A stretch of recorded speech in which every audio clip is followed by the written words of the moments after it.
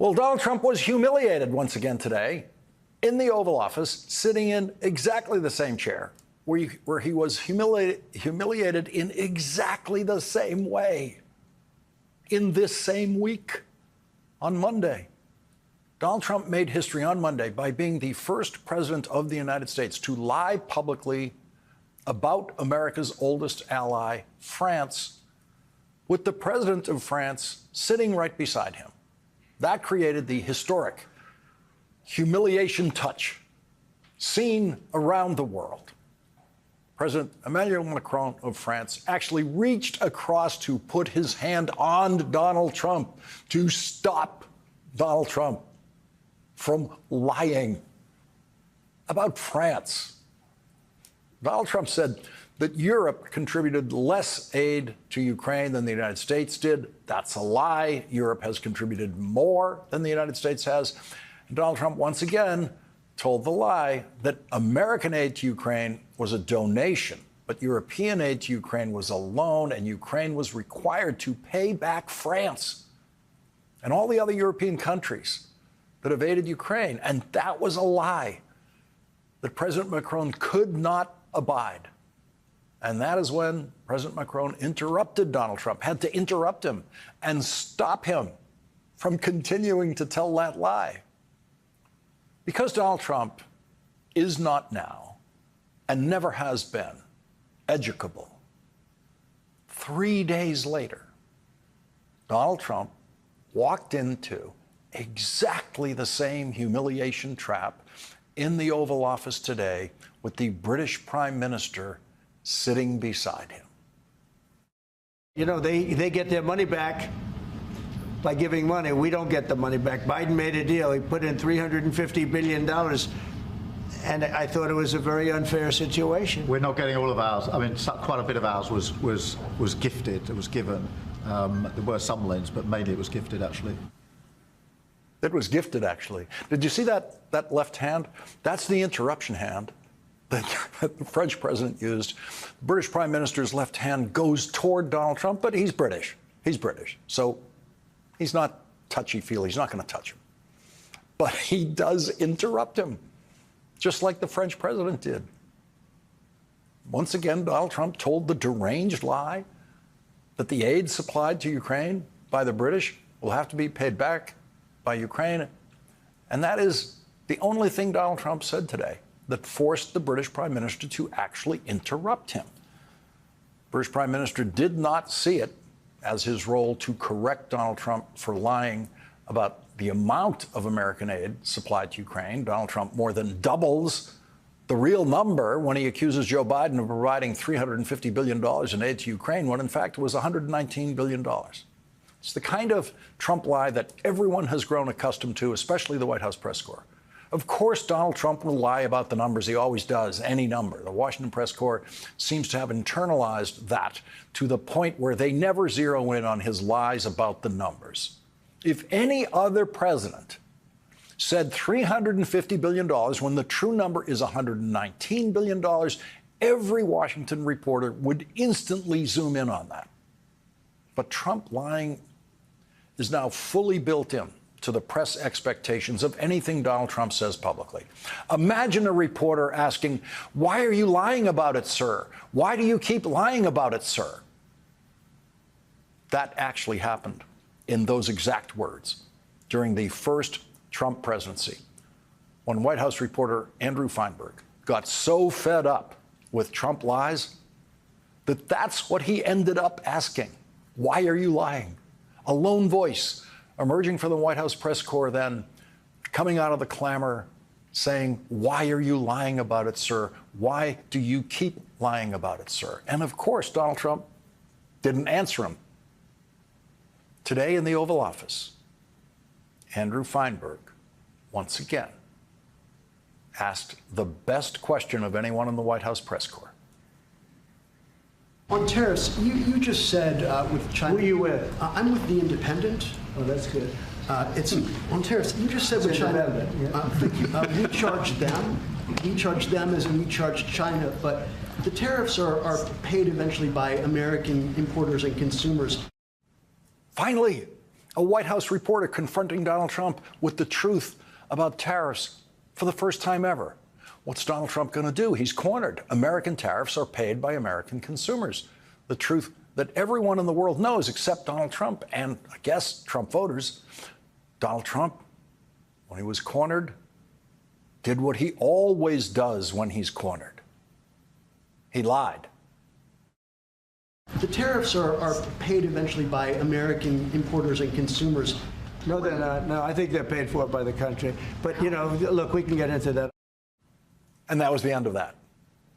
It's like saying gasoline taxes are paid at the pump by us when we buy gas for our cars. And Donald Trump says, no, they're not. The sad truth is, we don't actually know if Donald Trump is so deeply stupid that he believes what he is saying. I leave it to you to decide which would be better, a president stupid enough to think that foreign countries pay American tariffs, or a president who knows the truth but lies about it. It's one or the other. The British Prime Minister is sitting beside the President of the United States and is hearing the stupidest response by a head of state to a question about tariffs in the history of the subject of tariffs. There is a kind of person whose humiliation reflex simply doesn't work. That might be what's going on with Donald Trump. It might be that Donald Trump, sitting beside the British Prime Minister, saying the stupidest thing ever said by a head of state about tariffs is not something Donald Trump finds humiliating. But the world sees it as humiliating to Donald Trump.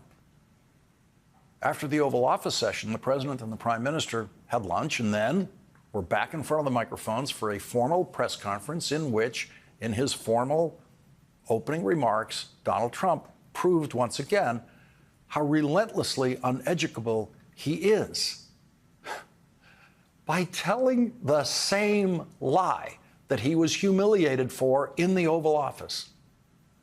Much of the European aid to Ukraine has been sent in the form of loans for which they expect to be paid back, and we didn't have that honor under the Biden administration. He sent money, or just sent it, money after money after money, and never had any knowledge of ever seeing it back. Maybe $300 to $350 billion.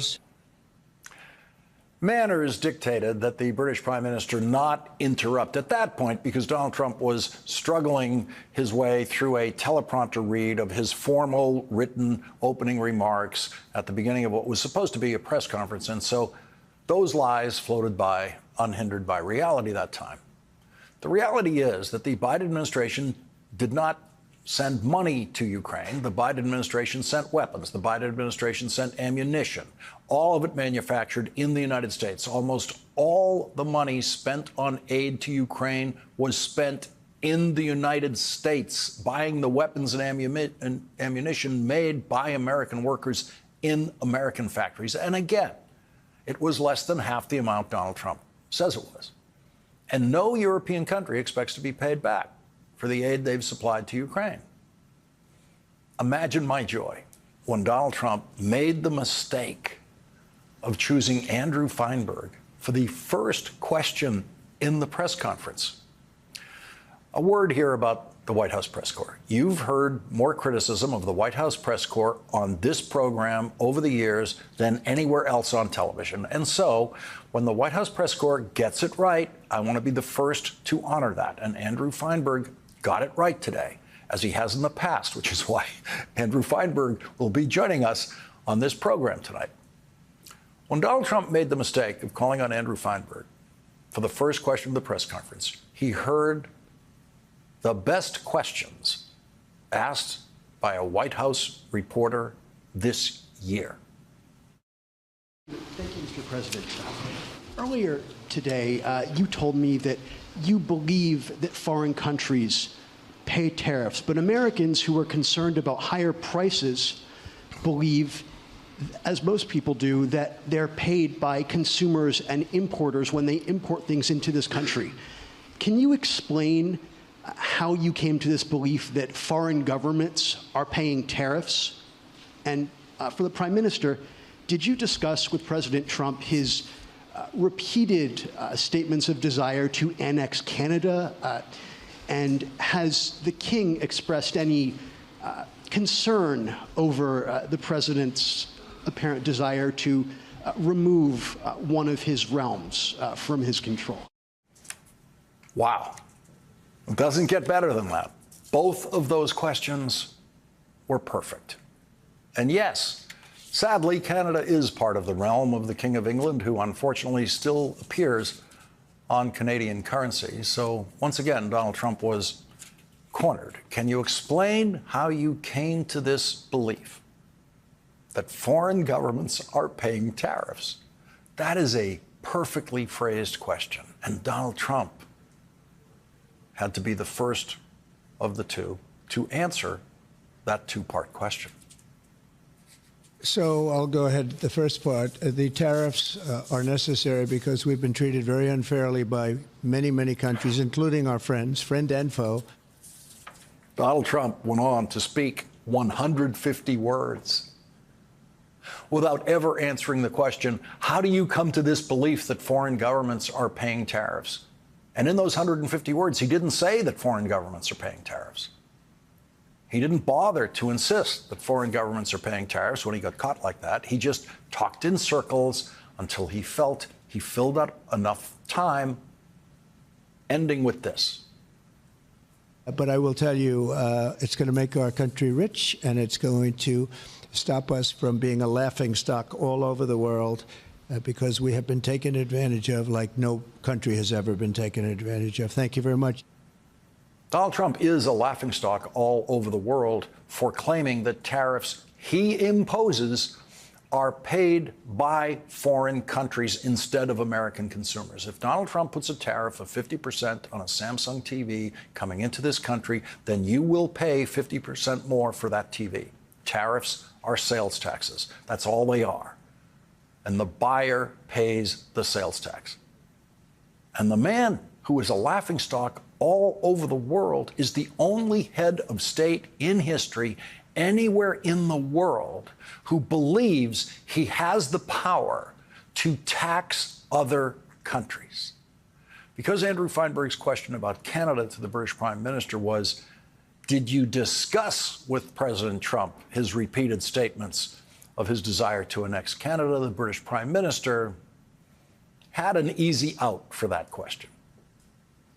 You mentioned Canada. I think you're trying to find a divide between us that doesn't exist. We're the closest of nations, and we had very good discussions today, but we didn't discuss Canada. Yeah, so the laughingstock didn't discuss Canada with the British Prime Minister.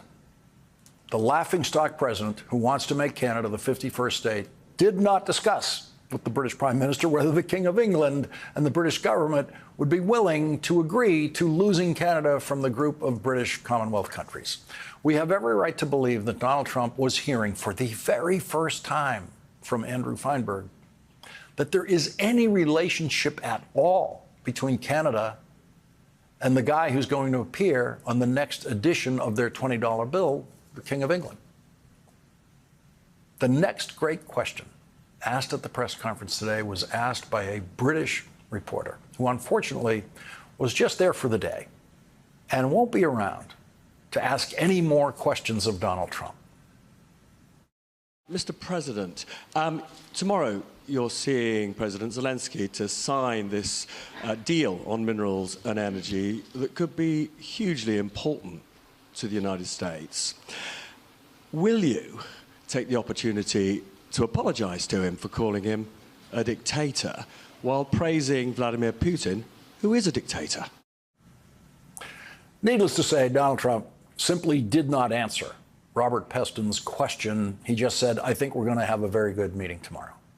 That's what happens when a cowardly person is confronted with the truth. Donald Trump all but melted in reaction to the dictator question. Are you going to apologize for calling him a dictator while praising Vladimir Putin, who is a dictator? Donald Trump delivered the functional equivalent of speechlessness, because Donald Trump proves in moments like that that he does not have the courage of his convictions, because he has no convictions except the 34 convictions he earned in a Manhattan courtroom last year. Donald Trump doesn't believe anything. Donald Trump doesn't even believe Donald Trump. When Donald Trump calls President Zelensky a dictator, he knows he's lying, and he does not believe it. And so when he's called on it, as perfectly as a British reporter did today, Donald Trump's got nothing. The bluster is gone. We can only hope that the notes the other members of the White House press corps took today in that press conference included performance notes on how Andrew Feinberg does it and how the British reporter Robert Peston does it. That's the way they should all do their jobs in the White House press corps. While Donald Trump was being humiliated in the Oval Office by the British Prime Minister and his own ignorance, on the Senate floor, Senator Ruben Gallego said this. This is a war that Russia started. Ukraine did not ask for it. They did not ask to go to war with a nuclear superpower, and they did not ask for their cities to be reduced to rubble. They didn't ask for their children to be displaced and families to be torn apart. If Ukraine had its way, this war would have ended years ago. What happened at the UN puts us on the same side as Russia and North Korea. That's not just embarrassing, it is dangerous. It sent a message to our allies and every other country that relies on the U.S. to stand up to bullies and defend that America can defend them and help them defend themselves, that America cannot be relied on to rightfully call out unprovoked aggression. It told them that they are on their own, that America's words means nothing.